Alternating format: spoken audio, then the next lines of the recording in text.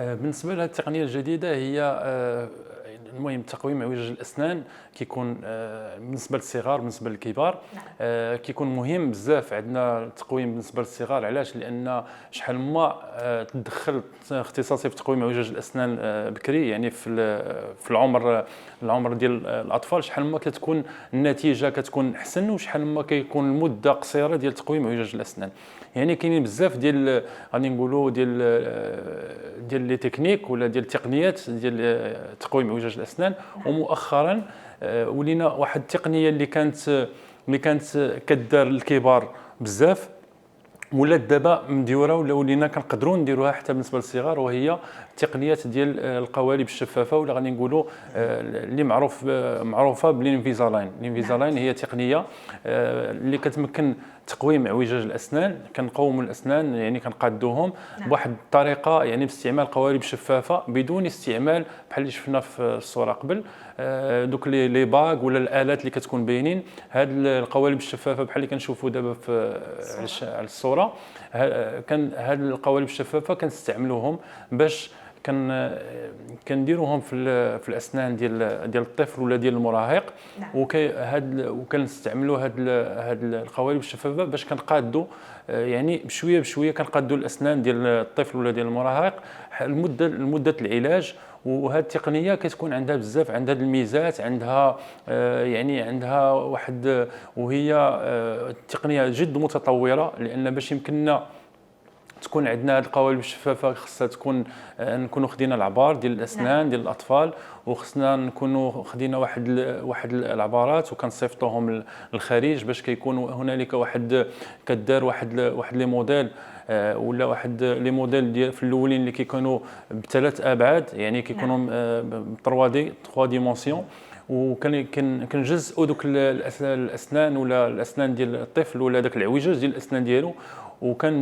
كتمكن هذيك التقنيات بالليزر باش كيمكننا نقادوا ولا كنديروا واحد لو تريتمون ولا واحد العلاج اللي كيكون يعني من الاسنان اللي كتكون في واحد العوجاج الاولي الى العلاج الاخير فاش كيكونوا الاسنان مقادين. وكيعطي واحد التسلسل ديال هذه القوالب الشفافه، لان هذه القوالب الشفافه ما كيكونش غير قالب واحد، ولكن كيكونوا عده قوالب شفافه.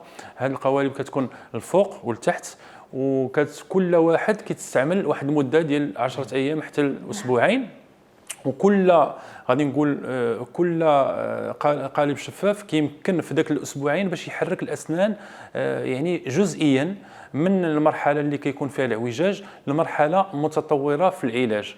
وكيكون واحد التسلسل، يعني كيمكن على حساب من بعد غادي نتكلموا على المده وداك الشيء، ولكن على حساب الحده ديال المشكل كنقدروا نعطيو مثلا واحد 10 ديال القوالب الشفافه، 10 ديال الفوق 10 ديال التحت، ولا مثلا اكثر ولا اقل على حساب الحده. ولذلك في الاخير كيكون عندنا واحد العلاج ولا كيكون عندنا واحد النتيجه اللي كتكون بحال الا استعملنا لي باك ولا استعملنا الالات الاخرى اللي كانت. وهنا غادي يكون سؤال ديالي دكتور، هو ان كنتكلموا اليوم على واحد التقنيه اللي هي جديده بطبيعه الحال، تقنيه اللي هما هذه القوالب الشفافه للاطفال. حنا عرفناهم عند الكبار وي، ولكن عند الاطفال صراحه اول مره كنسمعوا هذه القضيه هذه. اللي غادي نبغي نسولك، واش كاين اطفال اللي كيكونوا مرشحين اكثر ان نستعملوهم اللي هما التقنيه هذه، ولا جميع الاطفال اللي غادي يستعمل لي باك عنده الامكانيه انه يختار ما بين لي باك وما بين هذه القوالب الشفافه؟ هي دائما بحال اللي تكلمنا على الانفيزالاين بالنسبه للكبار، نفس الميزات غادي نقولوا تقريبا بالنسبه للصغار. لان الميزات ديالها اول حاجه ما كنستعملوش، يعني فاش كنستعملوا القوالب الشفافه كيمكن واحد المده كنديروا واحد المده، خصنا نتكلموا على المده اللي كتكون 20 ساعه حتى 22 ساعه في اليوم. يعني خصها كتستعمل النهار كله وكيناسب بها الطفل. وكيبقى واحد ساعتين اللي ما فاش كيجي الواحد كيبغي ياكل ولا كيبغي يدير شي مساله ولا الرياضه ولا شي حاجه كيقدر يحيدها. يعني الميزه الاولى ما كتكونش بحال لي باك كتمكننا باش ما كيكونش واحد غادي نقول واحد شي حاجه اللي كديرونجي. مثلا لي باك كاين المشكل ديال النظر يعني بالنسبه غادي نتكلموا اكثر بالنسبه للمراهقين. المراهقين كاينين بزاف اللي ما كيبغيوش دوك لي باك، ولا الاكثريه البنات ولا الاخر كيقول لك لي باك زعما كيجيوني يعني في الاستيتيك زعما كيخيبوا لي الضحكه ديالي ولا الفم ديالي. هذه المساله هذه ولا التقنيه ما كتبانش، يعني بالنسبه للواحد فاش كيشوف الطفل ولا المراهق ما كيبانش ليه بلي داير تقويم عوجاج الاسنان. يعني كاينه هذه الميزه الاولى. الميزه الثانيه بالنسبه للتنظيف ديال الاسنان، يعني خصنا نعرفوا بان لي باغ فاش كيكونوا لي باغ ولا فاش كنشوفوا بحال في الشاشه دوك لي زاباري اللي كيكونوا على هادو خصنا واحد التنظيف يكون صارم، لان لي باغ كتخبي دوك المأكولات ما بين لي بغوش وفي السلك، والا ما كانش واحد التنظيف يكون صارم كيوليو مشاكل ديال اللثه، كيوليو مشاكل ديال الالتهاب. وهذا المشكل هذا الى ظهر كيولي زعما كيولي خصنا لابد ما نحيدوه. دونك هذه المساله هذه مهمه بزاف. وكنلقاو مع الاطفال ومع المراهقين كنلقاو واحد المشكل ديال التنظيف، واخا دائما كنتكلموا على التنظيف، كنتكلموا على اطفال يعني مازال غيدوزوا بسنيناتهم واحد الوقت اللي هو طويل مازال تابعهم غير. وكنشوفوا ان بزاف ديال الاطفال سي فغي هذه غتحل مشكل كبير، حيت بزاف ديال الاطفال كيعانيوا من تسوس الاسنان في واحد الوقت مبكره، سورتو الوليدات الصغار اللي كيكونوا دايرين هذوك لي باغ، كيكونوا عندهم هذوك الترسبات ديال المأكولات ما بين هذوك لي باغ. دونك كنظن هذا غادي يكون حل، هذه واحد الميزه حل فوالا، وغادي يساعدهم في التنظيف الجيد للاسنان. التنظيف كيكون اسهل وهذا الشيء مهم. والميزه الثالثه حتى بالنسبه للقوالب الشفافه خصنا نعرفوا ان بالنسبه للاطفال خص يعرف الطبيب ولا يعرفوا الوالدين واش يعني واش داروا واحد المده، لان ديك المده خصها تدار. الا ما دارتش راه ما كتكونش النتيجه اللي بغينا. يعني وفي هذا في المؤخرا نخرجوا هاد لي غوتير ولا هاد القوالب الشفافه كيكون فيهم واحد لو روبير، يعني واحد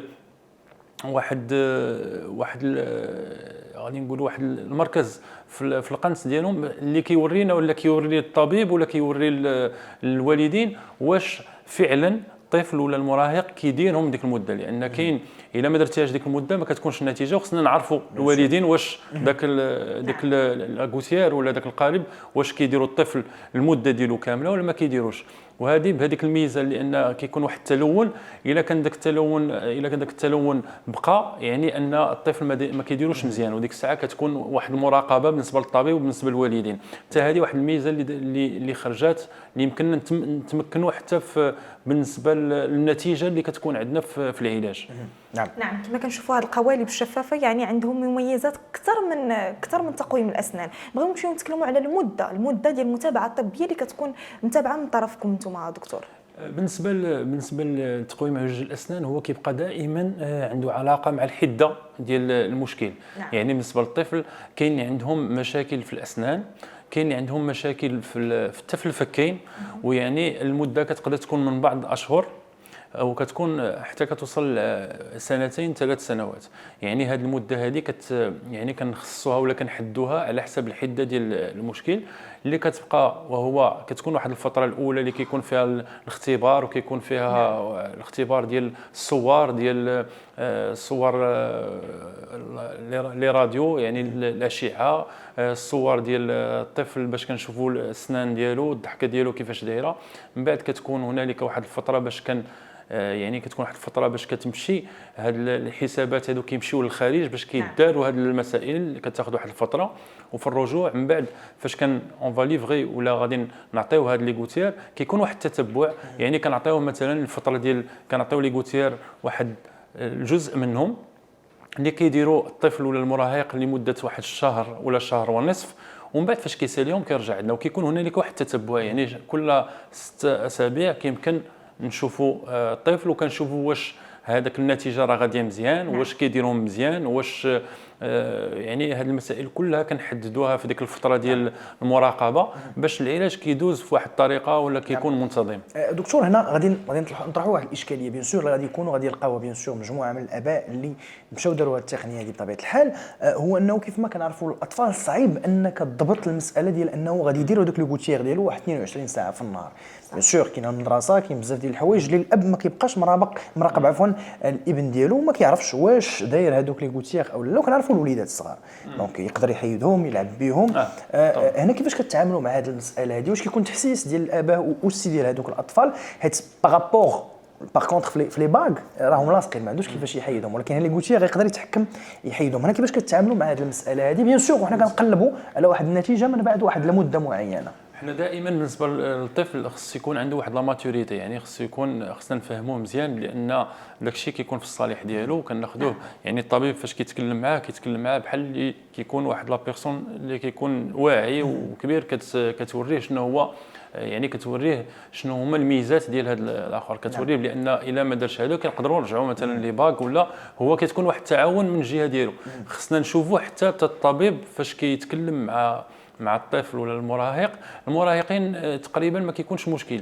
الطفل غادي على حساب واحد لاج، لان واحد الطفل الا جا في 5 سنين 6 سنين كتقدر عنده مازال كيلعب، مازال كيكون، دونك يقدر يدير. دونك حنا الطفل ولا مع التعاون مع الوالدين كيشوف واش ديك لا ماتوريتي، واش هو واعي بهذه المساله، وكتكون واحد في هذوك لي رونديفو ولا هذوك الميعاد، هذوك المواعيد الاولين كتشوف يعني من الناحيه البسيكولوجيكيه واش الطفل واعي، واش الطفل لي ميور. يعني كيقدر نقدروا تكون واحد الثقه بالنسبه للعلاج ديالو.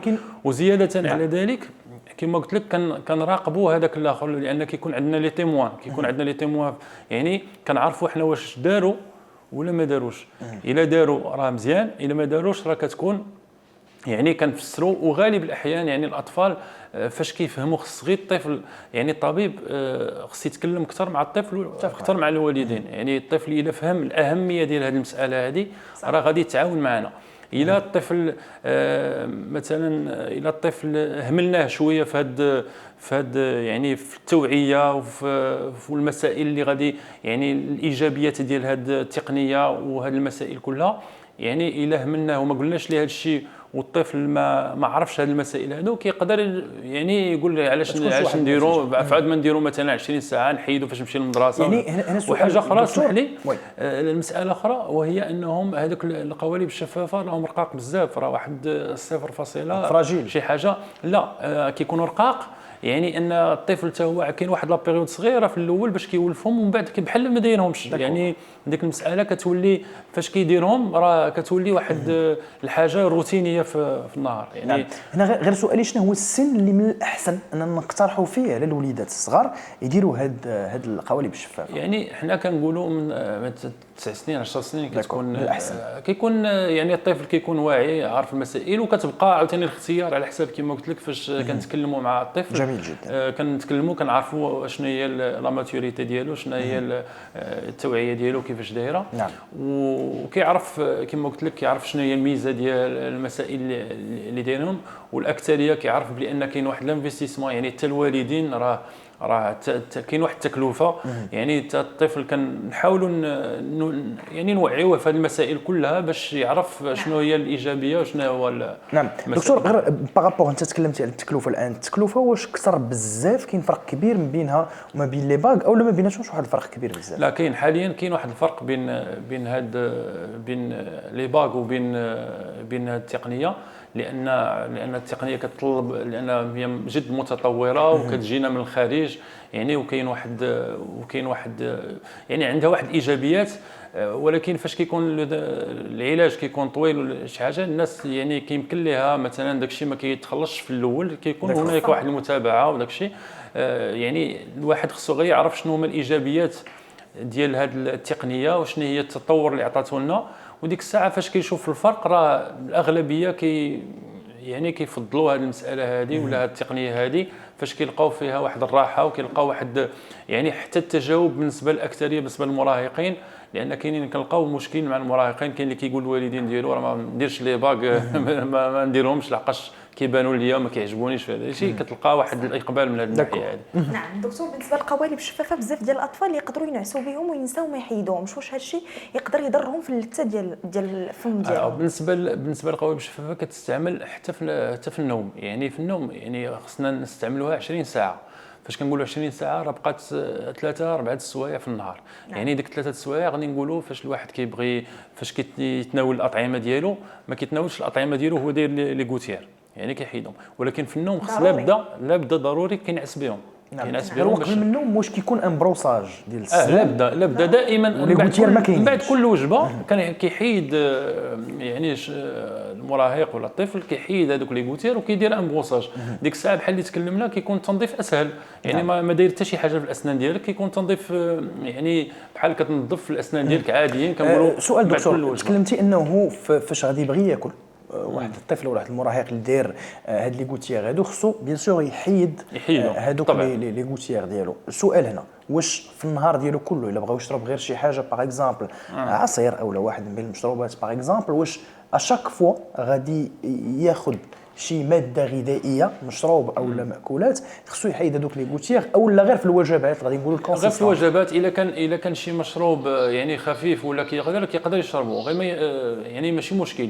غير بالنسبه باش يمضغ، لان ما مزيانش الا كليتي عليه مثلا مضغتي عليه في يعني الاطعمه غادي داك البلاستيك ديالو غادي يديفورما. هذا هو المشكل. يعني ما خصناش نعضوا يعني يعني الاكل اللي كتستعمل فهمتي الاسنان ديالك، يعني الا كانت شي ماده سائله ولا شي حاجه ماشي مشكل، ما كاين حتى اشكال. كنشكرك بزاف دكتور محمد كمال عباسي على دائما الوقت اللي كتعطينا في بلاطو صباحكم مبروك وعلى هذه المعلومات اللي كتقاسم مع المشاهدين ديالنا. شكرا لك.